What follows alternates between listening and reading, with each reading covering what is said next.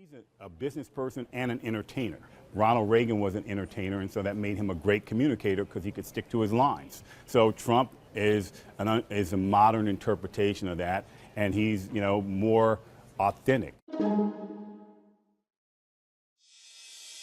So you talked to the president-elect. You saw him down in Florida. Yes. What's he like when the cameras are off? Is he the same? No, very warm, very kind, complimentary, and a good listener. And he's very receptive to different ideas. Our discussion was more him asking and listening.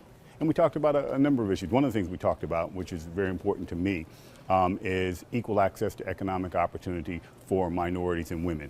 And he was very receptive to that. He expressed a deep commitment to it. So he agrees with you? Yes, and is prepared to take some bold steps, which we'll see early in his administration. Is he going to help working people? Yeah, look, being a real estate developer is a very interesting profession because it doesn't require a very strong, specific skill set. It requires an understanding of very broad issues. But you assemble these experts who are the best in their fields, and then you give them the autonomy and you produce a building that's successful, hopefully.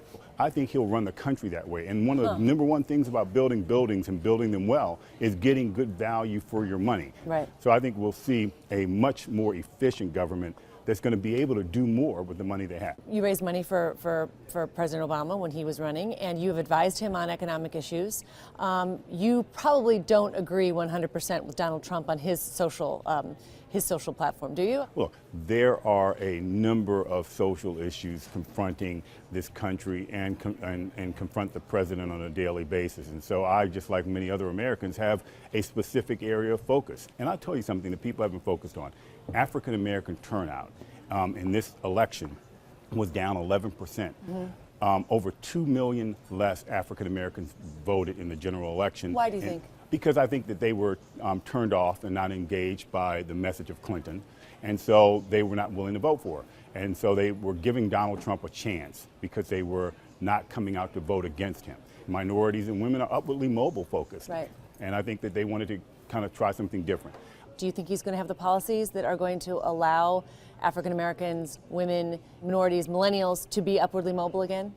He has the capacity to do it, and of any president, in modern time, he has the best business knowledge, and he's expressed a desire to do it.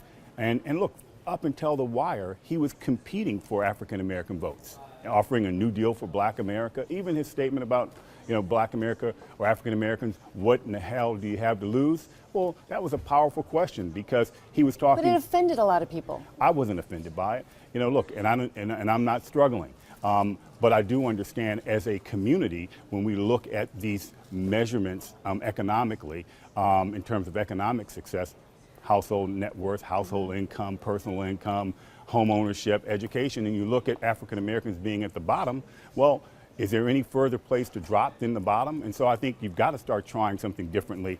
And he was doing it in a confrontational Trump way of doing it, but he was saying, give me a chance.